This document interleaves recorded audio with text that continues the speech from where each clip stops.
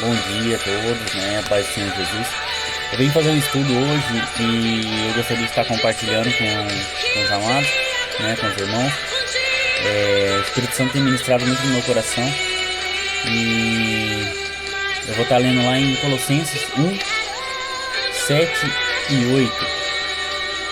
O título para mim eu coloquei aqui como sendo um encorajador como Epáfras, né? Epáfras foi um cara que andava junto com Paulo, né? Nas escrituras não falam muito dele assim, mas os poucos momentos que falam do quanto ele foi servo, o quanto ele foi fiel e o quanto ele estava junto com Paulo ali. Paulo admirava bastante ele, né? E eu vou estar dando continuidade, a gente vai estar lendo aqui. E de acordo com a gente vai lendo, a gente vai estar conversando algumas coisas. Eu vou estar passando alguns pensamentos, algumas anotações e alguns estudos, as coisas assim que eu fui pesquisando, né? Então eu vou estar lendo lá no 1:7, né? Aqui fala assim: tudo isso vocês aprenderam com Epáfras, nosso querido companheiro de trabalho, o qual prestava serviços em favor de vocês, como um fiel servidor de Cristo. Foi ele quem nos contou do amor que o Espírito de Deus deu a vocês. Aqui ele fala um pouco sobre Epáfras, né? E aqui eu vou estar falando com vocês aqui.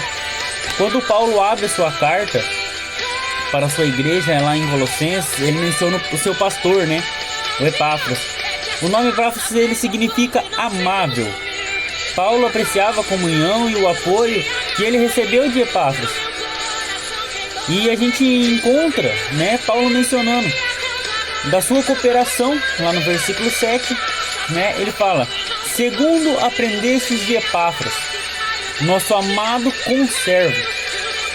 Ambos compartilhavam um traço comum, eles eram companheiros de serviço do Senhor Jesus Cristo. Este era um título que significava literalmente um escravo igual. Então Paulo considerava Epáfras seu companheiro de serviço, ele se considerava igual, né? Paulo reconheceu que Epáfras possuía as qualidades de um verdadeiro servo, um escravo voluntário do seu senhor e mestre. E a gente, olhando no dia a dia, a gente vê que a gente precisa de mais pessoas que tenham essas qualidades. Você não precisa ser um pastor para ser um servo do Senhor. Poucos estão dispostos a ser, né, verdadeiramente um servo. Um servo voluntário, submisso ao Senhor Jesus, ao mestre de suas vidas. A segunda parte, ela no versículo 7, né, no B, ele fala sobre a convicção que por nós é fiel ministro de Cristo. Epáfras é um homem de compaixão, de submissão, mas ele também é um homem de convicção. Ele era um homem que pregava o evangelho sem compromisso. A ideia transmitida aqui é para um ministro fiel. É aquele que executa os mandamentos do mestre. Epáfras não hesitava sua lealdade ao Senhor, mesmo na adversidade.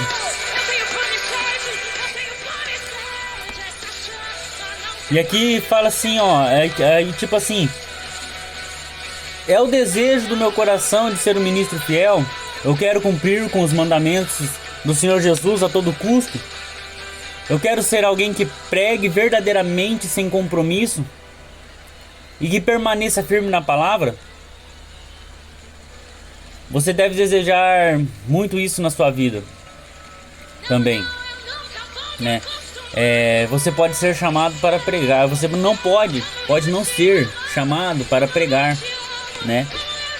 Mas você pode cumprir fielmente aquilo que o Senhor deseja a você. A igreja moderna necessita desesperadamente, né,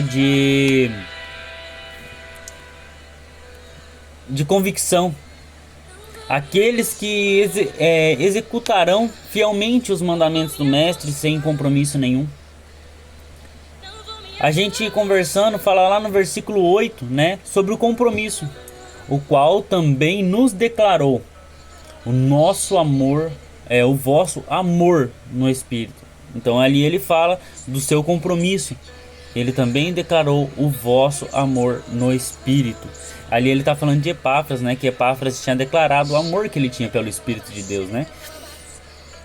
E assim, está claro que Epáfras tinha um coração para a igreja de Colossos. Ele havia conversado com Paulo sobre eles, buscado conselhos piedosos, a fim de ser benéfico em vidas espirituais. Epáfras era um homem que amava o rebanho que Deus havia chamado ele para pastorear. Quando a gente é chamado para pastorear, a gente é chamado para ministrar, a gente tem que saber que a gente está fazendo aquilo para Cristo. A gente tem que ter essa convicção que a gente está ali para Cristo. E a gente tem que fazer com amor, a gente tem que amar esse rebanho, a gente tem que amar essas vidas que Deus está colocando no nosso caminho, está colocando na nossa frente. Não havia dúvida, não há dúvida, né, de que precisamos mais de homens como Epáfras em nossos dias. Precisamos de homens de Deus que estejam preocupados com as ovelhas. Mais preocupados com as ovelhas do que com o salário. Precisamos de pastores com mais desejo pelo povo do que com o prestígio. Precisamos de pregadores que estejam mais preocupados com as necessidades do que com os números. Eu oro para que Deus me permita crescer em compaixão e desejo pela vida dos filhos dele. Eu peço para que ele me use poderosamente todos os dias, para que eu possa estar ministrando pessoas e ganhando mais e mais e mais vidas para ele. Não é por mim, é por ele. Porque aquele fogo que queima dentro de mim, eu quero que queime dentro de vocês. Para que um dia a gente possa estar na eternidade celebrando junto com o Pai.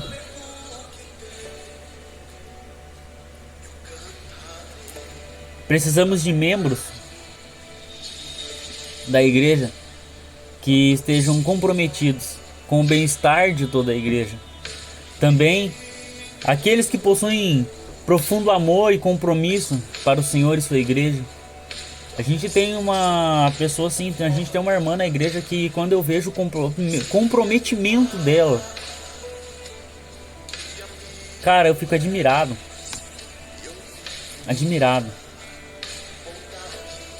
Cara, é uma fonte de inspiração. E por que a gente não consegue ser assim? E por que a gente não pode ser assim? É porque a gente faz assim, a gente puxa o freio de mão e a gente não deixa. Deus, ele tem uma tremenda... Cara, vamos colocar assim, um tremendo amor por nós. Ele tem um foco. Ele tem, vamos colocar assim, uma missão pra gente. Só que vamos colocar assim, essa missão a gente só pode seguir se a gente colaborar. Se a gente puxar o freio de mão, a gente não vai. É a mesma coisa se você for dirigir um carro. Você puxar o freio de mão, você consegue chegar no destino? Você não consegue. Então a gente tem que tirar esse freio de mão e deixar. A gente tem que deixar. A gente tem que ir. A gente tem que fluir. E assim, devemos ser como a igreja em Colossos, servindo ao Senhor, uns aos outros com amor no Espírito. Muitos hoje são consumidores e não servidores. Por que consumidores? Frequentam a igreja só porque pelo o que ela pode oferecer, só pelo que você pode receber. Mas a gente deve ser servidores. Nós não devemos comparecer apenas para ver o que a igreja pode nos oferecer, mas sim procurarmos a igreja para servi-la. Lá em Colossenses 4, no versículo 12, fala assim, ó: Epáfras, outro que é da igreja de vocês e é servo de Jesus Cristo, também manda saudação. Ele sempre ora com fervor por vocês. Ele pede a Deus que faça que vocês estejam sempre firmes, espiritualmente maduros e prontos para cumprir tudo o que Deus quer. Versículo 13. Eu posso afirmar que ele tem trabalhado muito em favor de vocês e pela gente de Laodiceia e Hierápolis. Amado, se eu pronunciei errado o nome de alguma das cidades aqui, peço perdão porque eu tava meio enferrujado. E é complicado, assim, a gente vê o desejo de Epáfras, né? Quando Paulo conclui o pensamento, né, os seus pensamentos na carta aos Colossenses, ele menciona Epáfras novamente. Aqui ele lembra a igreja, o desejo que Epáfras tem pela igreja e o ministério como um todo, né? Observe lá no versículo 12, ele vai falar sobre a identidade. Saudai-vos, Epáfras, né? Aqui no caso, deixa eu ver aqui. Eu tô com duas linguagens, né? Então, na hora que dá umas misturadas aqui, porque se eu ficar mexendo toda hora na Bíblia fica ruim. Então aqui ele fala assim, ó, saudai-vos, Epáfras, que é um de vós, servo de Jesus Cristo. Paulo lembra a igreja que Epáfras era um deles, né? Um servo de Cristo, assim como eles eram. Porque quando a gente está no local, vamos colocar assim, vamos colocar no ambiente de trabalho. Se você está no ambiente de trabalho e todo mundo trabalha igual, faz todo mundo o mesmo serviço, você não se sente diminuído. E você trabalha com mais ânimo. Então ali, Epáfras, ele era o pastor, só que ele servia igual um todo. Igual a todo mundo. Ele era igual a todos eles. Então ali ele coloca Epáfras, ele é um servo. Ele fala aqui, ó, que é um de vós, servo de Jesus Cristo. Então Paulo ali lembrou a eles, né, que Epáfras era um servo igual a eles, né, assim como eles eram servos. Ele não se via de forma diferente ou de posição elevada dos outros servos da igreja. Eles consideravam como eles. Evidente que Epáfras ficou muito feliz ao se identificar com a igreja em Colossos, a igreja como um todo. Essa é a qualidade essencial de um verdadeiro servo do Senhor. Tenha prazer, ele tem o prazer de me identificar com a igreja. Ela é o corpo de Cristo. Ele morreu para comprar a sua redenção e proporcionar-lhe a vida eterna. É impossível servir, né, verdadeiramente ao Senhor e recusar a identificar-se com a igreja.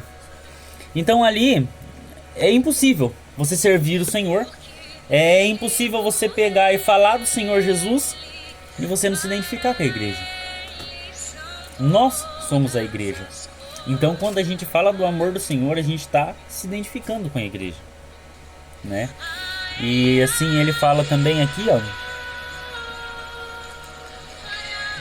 de fato estou convencido de que não há mais nada que não há mais nada que se compare à igreja nesta vida. Eu tive envolvido com várias organizações ao longo dos anos que forneceram diferentes serviços e benefícios para a comunidade, mas nada se compara com a igreja. Eu sempre posso me identificar com você, eu posso me identificar com o irmão. Às vezes a gente passa por algumas situações parecidas. A gente pode estar conversando, né? Tá fazendo essa comunhão, tá compartilhando algumas situações e a gente acaba se identificando com um ou com o outro. Nós somos uma família no Senhor. Às vezes você me entende muito melhor do que o mundo, mas nós temos que compartilhar a nossa fé em comum e o amor um pelo outro. É um privilégio e uma alegria ser identificado com a igreja. No texto lá no versículo 12, vamos colocar no B, versículo B lá do 12. Que sempre, ó, ele fala aqui que sempre ora com fervor por vocês. Aqui na outra ele fala assim, e que sempre luta por vós nas suas orações. Paulo também falou seu fervoroso trabalho em oração, né? Que Epáfras exercitava pela igreja. A gente tem que orar bastante, a gente tem que jejuar bastante, e a gente tem que declarar bastante sobre a nossa igreja. A gente tem que ser esse servo, a gente tem que ser esse guerreiro, a gente tem que lutar pela nossa igreja, pela nossa família, né? Pelo nosso trabalho. O inimigo, ele está ao nosso redor, né? Só esperando a oportunidade dele lançar a seta inflamada, dele tirar você do seu caminho, dele destruir sua família. Ele vem com pequenas setas, pequenos laços, e se você não estiver no momento de oração, você não estiver no momento de jejum, essas setas vão inflamar. E a partir do momento que ela começa a inflamar, eu penso assim, é mais fácil a gente prevenir do que remediar. Se a gente estiver em oração, se a gente estiver em jejum, se a gente estiver em Cristo, se a gente estiver se alimentando da palavra, se a gente estiver tendo discernimento, se a gente estiver tendo pensamento, ter um focado no Senhor Jesus, né? A gente não vai precisar remediar depois, porque o inimigo não vai conseguir chegar. Vamos colocar assim, a gente tem visto vários tipos de vacina. Vamos colocar, tipo, a gente vai fazer assim, vamos colocar como se a Bíblia fosse a nossa vacina, nossas orações fossem a nossa vacina. A gente toma vacina de prevenção, depois que já adquiriu a doença. Não, a gente toma antes. A gente previne, né? É uma prevenção, então a gente previne. Então a gente tem que estar sempre, vamos colocar assim, a gente tem que estar sempre focado, a gente tem que estar sempre em oração, né? E a gente tem que estar sempre empenhado, tá orando pela igreja, pelo trabalho e estar sempre envolvido. Eu ultimamente estou trabalhando no mercado, então meus horários não tá deixando eu ter tanto envolvimento igual eu tinha antes. Eu sinto muita falta disso, mas toda vez que eu tenho um tempo que eu consigo sair no horário, por mais que eu chegue um pouquinho atrasado, eu vou. Porque por mais que eu pegue 10, 15 minutinhos de palavra ou de oração, eu tô ali, cara, né? Eu tô na presença do Senhor. É cansativo? É cansativo. Mas o Pai não falou pra gente que o negócio ia ser fácil. Em momento algum ele falou pra mim que seria fácil eu estar seguindo ele. Em momento algum ele falou que seria fácil eu estar servindo ele. Ele falou pra Paulo, é choro e ranger de dente, é açoite, é prisão. E a gente tem que estar nesse comprometimento com a leitura, com a oração, com o jejum, porque isso daí não vai afetar a gente. Quando a gente entrar no deserto, você vai atravessar dando risada e dando glória, porque você está sendo fortificado. Ele está te fortificando para você estar atravessando. Ele não vai mandar ninguém capacitado lá não. Ele tá te colocando no deserto, ele tá te colocando nessa prova porque você tem capacidade de enfrentar. E quando chegar do outro lado, você vai dar glória e vai contar teu testemunho, vai falar assim, ó, eu passei por isso, porque o Senhor estava comigo. Você acha que é fácil eu estar falando essas coisas pra você? Não é. Eu já passei, já reclamei, já murmurei, até eu ter entendimento que Jesus estava me forjando. Cara, ele deu a vida por nós. Ele morreu pelos meus, pelos seus pecados na cruz.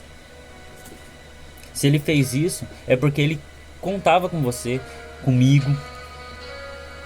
Ele sabia da nossa capacidade, do quanto a gente poderia estar ali ganhando almas, ganhando vidas para ele. Tá levando seu amor, tá levando a sua palavra.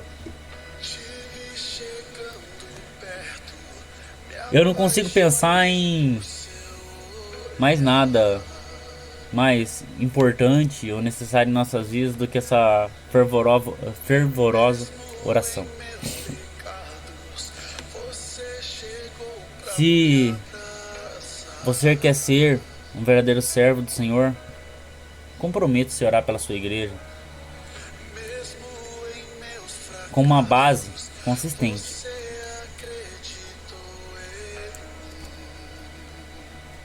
Ele fala, versículo 12 lá, na parte C, ele fala assim, ó: ele pede com que vocês sejam sempre firmes, espiritualmente maduros e prontos para cumprir com tudo que Deus quer.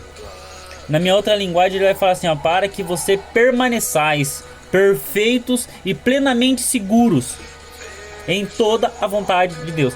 Epáfras, ele recebeu Cristo como seu Senhor e Salvador. Ele desfrutava dessa comunhão. Ele desfrutava dessa comunhão com Cristo e ele procurava servi-lo de todas as formas possíveis. Ele ansiava que a igreja compartilhasse esse relacionamento amoroso comprometido. Este desejo não foi reservado para a liderança ou para alguns servos.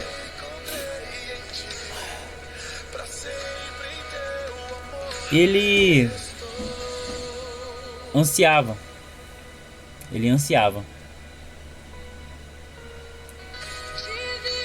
Epáfras desejava que a igreja como um todo permanecesse amadurecida no Senhor, conhecendo e se integrando totalmente à sua vontade, às suas vidas, pelo que se revela a Paulo que Epáfras nunca ficou satisfeito com o esforço indiferente. Enquanto a igreja existisse, haveria um espaço para crescimento, e ele desejava ver todo cristão chegar à plenitude dentro da fé.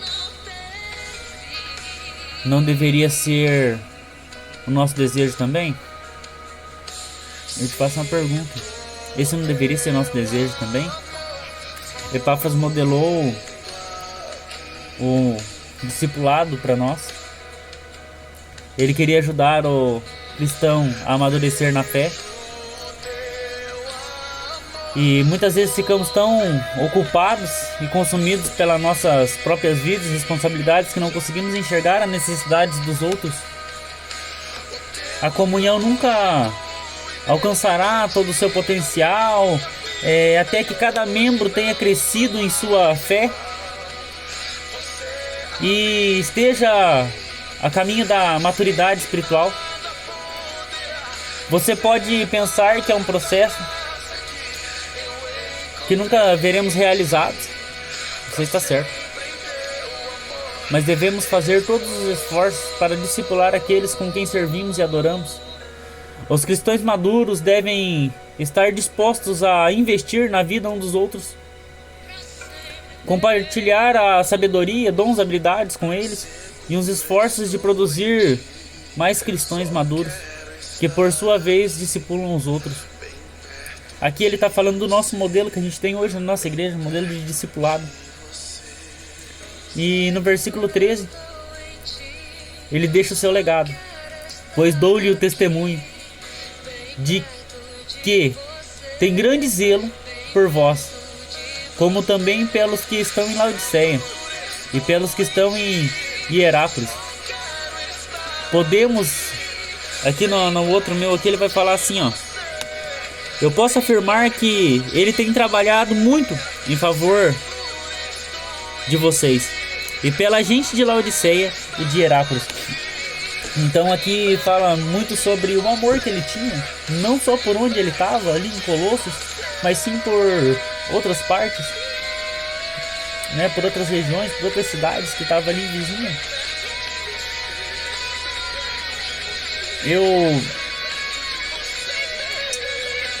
Podemos não saber muito sobre Epáfras, devido às informações limitadas que a gente tem, mas o que tem dá pra gente ver o quanto ele foi um servo dedicado e fiel.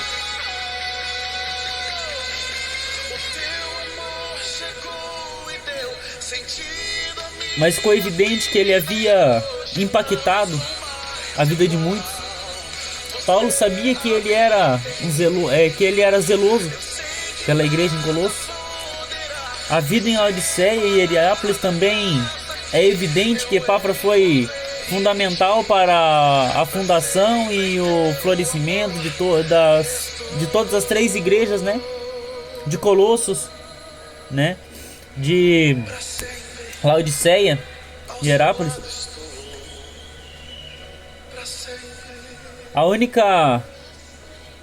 Uma única vida fizeram uma tremenda diferença na vida de muitos. Ele deixou um legado de amor, compromisso e serviço para o Senhor e a sua igreja. Eu percebo que o trabalho que fazemos não é sobre nós ou para reconhecimento pessoal, mas espero que possamos deixar algo de valor duradouro para trás. Eu, quando falo assim, deixar algo duradouro para trás, eu vejo a vida dos meus filhos. Se eu não estiver em oração, se eu não estiver em jejum, se eu não estiver compartilhando a palavra com eles, qual vai ser a herança que eu vou deixar para eles?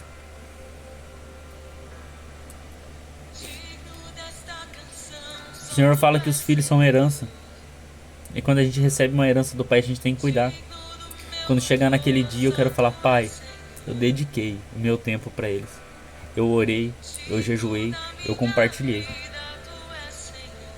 Sou falho, não sou a pessoa perfeita, ninguém é perfeito. A única pessoa que foi perfeita foi morta por nós lá na cruz. Eu sou uma pessoa muito falha. Falho bastante com meus filhos, falho com a minha esposa, com a minha liderança, com os meus discipuladores, com os meus pais. Mas a gente tem que reconhecer nossos erros, nossas falhas e tentar corrigir. Porque a gente tem que deixar um legado. E quando a gente fala em deixar legado, esse legado não é aquele que destrói. É aquele que alavanca. É aquele legado que... Cara, eu vejo meu filho, eu fico admirado, velho. Às vezes eu chego cansado, quebrado em casa, louco pra tomar um banho, jantar, cair na minha cama e descansar. Ele tá lá, ele fala assim, eu falo: filho, ó, deu horário, tá na hora de dormir, amanhã tem aula. Pai, ora por mim, antes de eu dormir. Ele só vai deitar pra dormir se eu for orar por ele. Esse é o legado que eu quero deixar pra eles. Que quando meus netos for dormir, eles vão lá orar por eles. Os meus bisnetos for dormir, eles vão lá orar por eles. E assim eu quero que seja. É um legado. Eu não quero deixar um legado de maldição, e sim um legado de bênção para a vida dos meus filhos.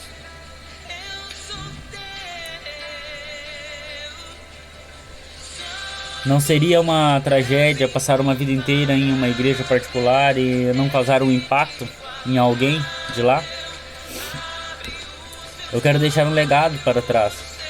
Eu quero investir na vida dos outros, procurando sempre ajudar e sempre continuar. E depois que eu partir, eu provavelmente não poderei deixar muitos bens materiais nem monetários para trás, né? Mas eu posso deixar um legado. Eu quero deixar um legado assim de amor, de compromisso, de serviço ao Senhor, né? Eu queria que vocês colocassem isso no coração de vocês e deixassem um legado, lembrando que as primeiras pessoas que veem a gente é de dentro da nossa casa. Não adianta a gente fazer de tudo lá fora e dentro da nossa casa a gente deixar tudo perdido, deixar tudo se perder. Eu vou deixar a conclusão. Meia hora de conversa, de estudo. Epáfras foi um servo fiel que serviu nas sombras, mas ele causou um impacto grande e duradouro naqueles que rodeavam. Seu amor e fidelidade ajudaram a assegurar o bem-estar da igreja e deve ter encorajado e equipado outros na fé. Embora não saibamos muito, sabemos que ele fez a diferença. Você não gostaria de fazer a diferença para a causa de Cristo? Ou do bem da nossa igreja?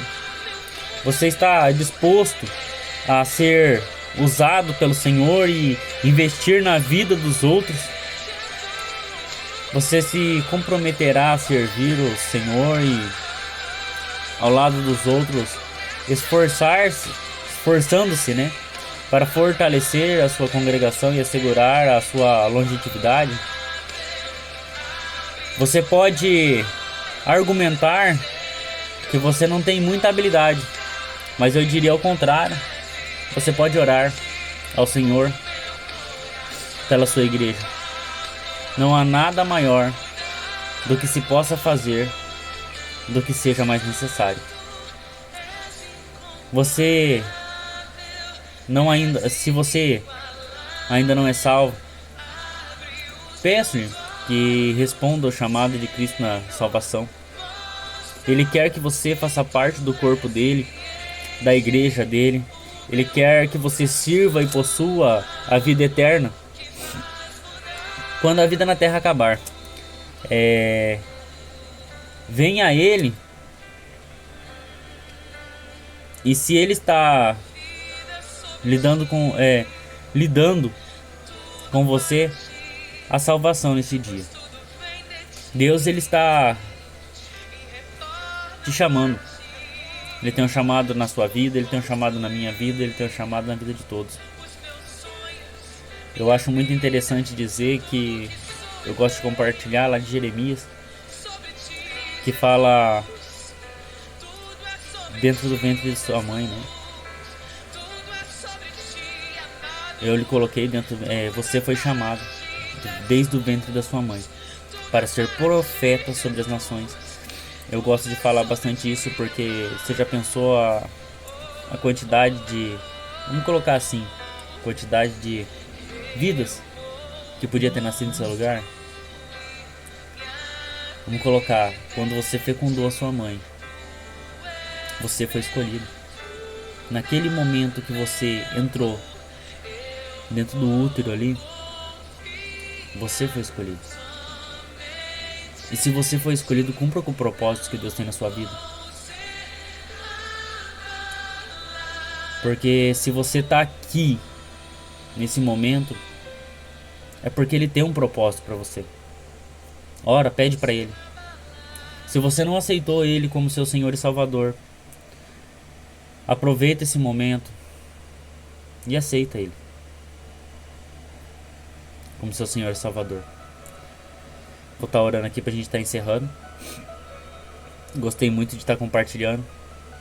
Peço perdão por algumas falhas técnicas, alguma coisa assim, porque é a primeira vez que eu tô gravando. Eu gosto sempre de estar compartilhando e falando assim, mas não com a câmera, né? Eu gosto de sentar aqui no meu quarto, porque eu tô dentro do meu quarto. Coloco um louvor, pego meu celular, coloco um louvor ali, pego minha Bíblia e vou lendo e compartilhando, e vou fazendo esboço, e vou pesquisando, e vira uma bagunça. Antes eu não tinha um local, mas agora tem uma mesinha aqui bem arrumadinha, agora que eu consegui ajeitar aqui, e a gente tá aí fazendo. E eu acredito que vai ser a primeira de muitos. Estenda sua mão e vamos orar. Senhor, meu Deus e meu Pai, obrigado, Senhor, por esse momento poderoso, esse momento de aprendizado, Senhor. Esse momento, papai, que o Espírito Santo veio estar falando na minha vida, na vida dos seus filhos. Esse vídeo, papai, será postado, mas não para me engrandecer, e sim para sua honra e glória, Senhor. Porque a gente tem que lembrar, papai, que o propósito que a gente tem aqui na terra é pra ti, Senhor. Que a gente está aqui por ti. E que tudo é seu, pai. Papai, que o Senhor esteja abençoando a vida de cada um, papai, que está ouvindo aqui hoje. Que o Senhor, papai, esteja cuidando de cada um deles. O Senhor esteja te dando uma semana abençoada, poderosa e cheio da presença do Espírito Santo. Obrigado, Senhor, por tudo que o Senhor tem feito nas nossas vidas, pelos momentos de tribulações, papai, pelo deserto que enfrentamos, papai, porque eu sei, papai, que o Senhor está nos fortalecendo, papai. O Senhor está nos fortalecendo. E se o Senhor colocou a gente, papai, nessas provas, é porque o Senhor acredita e confia em nós. E que nós somos capacitados para estar enfrentando esses tipos de situações. E que quando essas situações, papai, forem enfrentadas, a gente vai receber a vitória, papai. E o seu nome será declarado, papai. E o seu nome será exaltado. Assim eu oro, assim eu agradeço, em nome do Senhor Jesus. Amém e amém.